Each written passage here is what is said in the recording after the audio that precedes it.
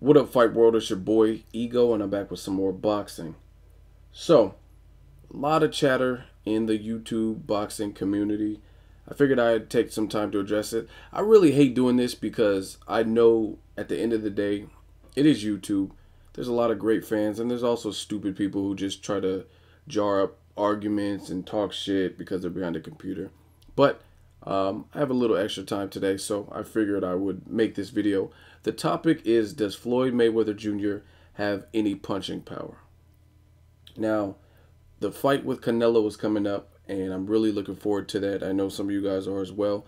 And some of you guys are so impartial to Floyd Mayweather Jr. for whatever reason. You hate him. You want to see his reign in. You hate his personality.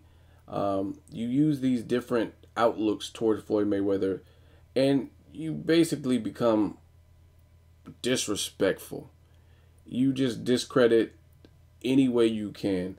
And one thing that I've been reading is that he has absolutely no punching power, and he's feather fisted. He has pillow fists. Now, I don't know if you guys watch First Take. They attempt to talk about boxing occasionally. You got guys like Skip Bayless, who really doesn't know shit all about boxing, yet he says his 2 cents, and I mean, he's getting paid a fat check to talk boxing, and he really doesn't know boxing. It's apparent. He said Pacquiao was going to destroy Marquez and knock him out, and then Pacquiao gets knocked out. He said Mayweather's afraid of Pacquiao. Mayweather has pillow fists. And some of you guys that probably don't know the sport of boxing, you just take that and run from it, or run with it. You read other people's comments and just take it and run with it. But me, I don't really go off of what other people say. I'm an Aries. I'm a natural born leader. So I have to do my own research, and I have to arrive at my own conclusions. If someone tells me there's a new burger joint in town and it's good, if it's a reliable source, then I'll kind of take their word for it. But at the end of the day, I have to do my own taste test and determine if I like it. And that's what I do about boxing. I've heard all sorts of people are the next coming of Jesus and they're boxing saviors. But I have to see with my own eyes and make my own assessments. And that's where some of you guys failed to do. Back in the day, some people were saying Jermaine Taylor was the next wave of boxing, and he was an undeniable elite star. And I just didn't see it. And now you look at it, fast forward, and it appears that I was right. It looks like he lacked stamina. He lacked heart. Even when he had fights under control, he showed that he can be vulnerable and lose it easily. That's not really what an elite fighter does, if you watch the Carl Froch fight with Taylor. So it looks like I was right. Again, not to get too far off subject, let's talk about Floyd Mayweather and punching power. So what I do is I break it down. I use facts. I don't use just merely my opinions. I base on what I actually see, records, and a lot of different information input to arrive at a conclusion. So I want to take a look at Mayweather's past opponents, and we'll break it down scientifically. Leave a comment. Let me know what you guys think. So for the people that are saying Mayweather is feather-fisted, is he a Gennady Golovkin, Lucas Matisse style puncher? No. I don't think he has that type of power. However, he does have respectable power. He has enough power to have bigger guys respect him and not walk him down and not walk through his punches like they don't care. And that's the difference. So to call someone pillow-fisted really doesn't make any sense. It's actually asinine. It's very stupid, because if that were the case, anytime he gets in there with a Victor Ortiz or someone like Miguel Cotto, someone who's clearly bigger than him, then they should just walk through everything that he sends their way, and they should end up knocking him out because they don't obviously respect it. If you watch Brandon Rios versus Mike Alvarado in the first fight, that's pretty much what Brandon Rios did. He took a lot of punishment and a lot of punches. He has a sturdy chin, and he just kept coming, and overwhelming Mike Alvarado to the point where he TKO'd him. So if Mayweather was pillow-fisted, then they should just walk him down, and it should be an easy night for them. But that's not the case. And partly why Mayweather has some sting or has power is because his accuracy. He hits you with shots that you don't see coming. He's very clever. He's stealthy, crafty, and he hits you with shots from different angles. Watch the Robert Guerrero fight in detail. He threw the right from like 11 different angles. He threw it from several different angles, so it's not always coming at you in the fashion you think it might. So it's hard to anticipate. And those in the sport of boxing are the most detrimental shots. If you see it coming, you can kind of embrace yourself for the impact. But if you don't really see it coming and someone slips a punch, and that's really the punches that hurt you, the punches you don't see coming. So Floyd Mayweather, let's take a look at his last opponents. Robert Guerrero. At the time he fought Mayweather, he only had 2 other fights at welterweight, so he did move up in weight. However, if you know the sport of boxing, having a chin is having a chin. If you're in a weight division, a lower weight division, and you have a strong chin, then usually your chin can hold up. I'm not saying you can go from Nonito Donaire weights all the way up to heavyweight and not get knocked out. I'm not saying anything drastic like that. But as you can see, the fighters that had chins in the lower weight divisions, people like Brandon Rios, people like Antonio Margarito, people like just there's a ton of people, to be honest, that had chins. Miguel Cotto. These are people with chins in the lower weight divisions, and it shows even when they go up in weight. So Robert Guerrero is a fighter with chin. You don't just all of a sudden overnight get a chin. And people like Amir Khan, if you really type on YouTube Amir Khan in his amateur fights against pretty much scrubs and no-name like Europeans and different people you probably don't even know about that don't have relevant careers, he was getting rocked by those people. Just type it in YouTube. You don't have to take my word for it. So it's not just the Bradis Prescotts and the Danny Garcias and the Julio Diaz's that have hurt Amir Khan or the Marcos Maidanas. He was getting hurt as an amateur. That's because he has never had a very solid chin. Now, Robert Guerrero, you can't say the same. Robert Guerrero had 31 wins, 1 loss, and 1 draw, 2 no contests at the time he fought Floyd Mayweather. So this is a guy that has never been knocked out. Before that fight, Floyd Mayweather fought Miguel Cotto, who at the time had 37 wins, 2 losses, and had never been KO'd. He was TKO'd by Antonio Margarito, who is highly regarded as a cheater, and he is suspected of cheating even in his fights with Cotto based on the level of punishment in Cotto's face after that fight.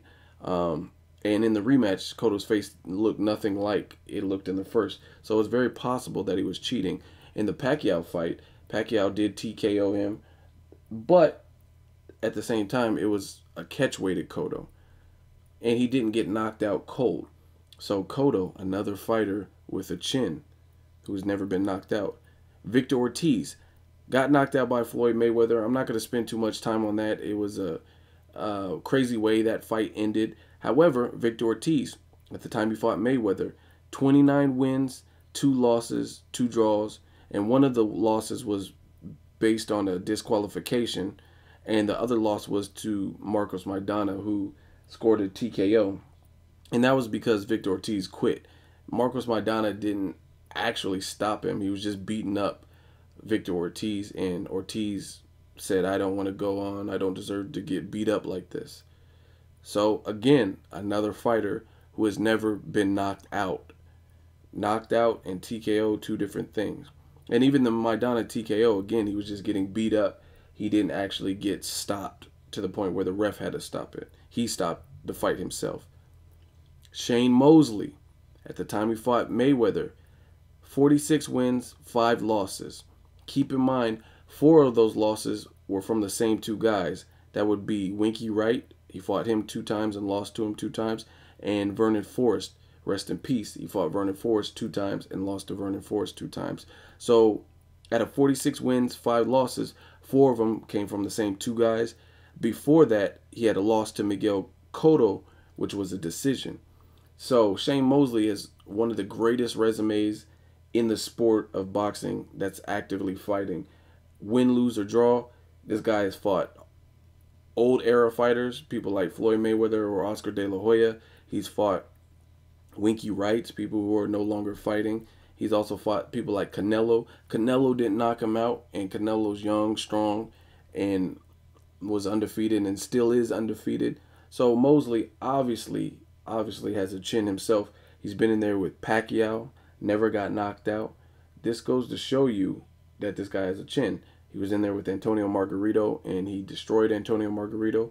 So Shane Mosley, another fighter who's been in there with great names, Cotto's, Pacquiao's, Canelo's, Margaritos, Mayweather's, and he's never been knocked out. This guy has a chin. So when Mayweather doesn't knock him out, it's because he's pillow fisted. So what happened when Margarito didn't knock him out, or when Cotto didn't knock him out, or when Pacquiao didn't knock him out? You know Pacquiao's not feather fisted or pillow fisted. His record shows that. So how come Canelo, Pacquiao, Margarito, none of these other guys knocked him out either? Before that fight, Juan Manuel Marquez, 50 fights, he had 5 losses. One was a loss to Chris John, who was an awkward fighter. He lost the Pacquiao rematch, and then he had lost against Freddie Norwood early on in his career. And his very first professional boxing debut, he lost in Mexico to Javier Duran. So, I mean, that was his first fight turning pro. Once again, you have another fighter who has never, ever been knocked out. Juan Manuel Marquez. Before that, Mayweather fought Ricky Hatton. Now, Ricky Hatton also had a solid resume. Whether he moved up in weight or not, he was 43 fights deep. He was undefeated, and he had fought the likes of Luis Collazo, Jose Luis Castillo, Juan Urango, and Costa Tszyu. Keep in mind, Costa Tszyu TKO'd Zab Judah in a crazy fashion, and if you guys don't know that fight or haven't seen it, YouTube that one. Zab Judah had no legs and got TKO'd, and he also TKO'd Julio Cesar Chavez Sr., who is known for having a granite chin, and Costa Tszyu TKO'd him, and Costa Tszyu did not TKO Ricky Hatton, and he lost to Ricky Hatton. Again, Ricky Hatton was undefeated, and Floyd Mayweather TKO'd Ricky Hatton. So, to me, I just feel the bar is raised so high for Floyd Mayweather Jr. People are desperate and willing to overlook any type of reasonable fact, any type of sensible logic in order to discredit dude. They're saying, oh, he's pillow-fisted because when's the last time he had a knockout? Truth be told, he has had a knockout sooner than Pacquiao, whether you like it or not. Pacquiao has not knocked anyone out since 2009, and that was Cotto, and that was a TKO. So, whether you like the Victor Ortiz knockout from Mayweather or not, I mean, it still counts as a knockout. So, it's not about Pacquiao or Floyd. It just goes to show you that the man obviously has respectable power, and just because he's not knocking out all of these fighters, who's knocking out Robert Guerrero? Berto didn't knock him out. Orlando Salido didn't knock him out. None of these people are knocking him out. Same thing with Cotto. Nobody's knocked him out. Shane Mosley, nobody's knocked him out. Marquez, nobody's knocked him out. And these guys all have great resumes. Pacquiao, in his prime, didn't knock out Marquez. So, when Floyd doesn't knock him out, when he doesn't knock Marquez out, it's because he's pillow-fisted. But when Pacquiao has 4 opportunities to knock out Marquez and fails to do it, then, oh, he got caught with the lucky punch. Pacquiao just got caught with the lucky right hand. Like, come on, man.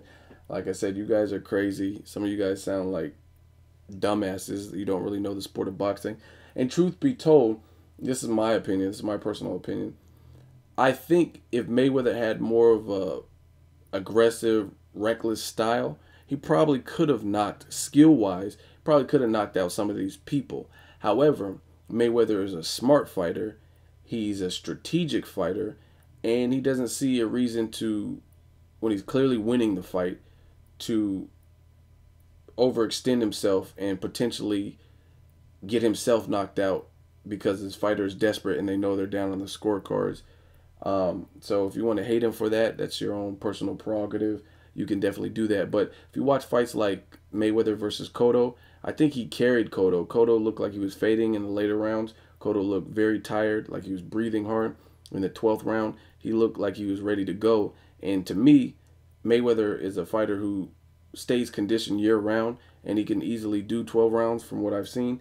And it looked like Mayweather kind of let off out of respect for Cotto and let off on the gas and didn't really press him, probably out of mutual respect. But I think he could have possibly stopped Cotto had he um, just been more aggressive, or maybe not had so much respect for Cotto and didn't want to embarrass him. He already knew he was winning that particular fight. Same thing with Robert Guerrero. I think he probably could have stopped him if his hand wasn't hurt, or if he had pressed harder and really went for the knockout. But at the same time, boxing is a thinking man's game, and I really don't blame him. Why should he, if he's clearly dictated the fight, he's done whatever the fuck he wanted to do for 11 rounds, and the 12th round to put on a show for you fuckers, why should he go crazy and put his guard down and go toe to toe and almost get knocked out like Sergio Martinez did on some machismo shit against Chavez Jr.?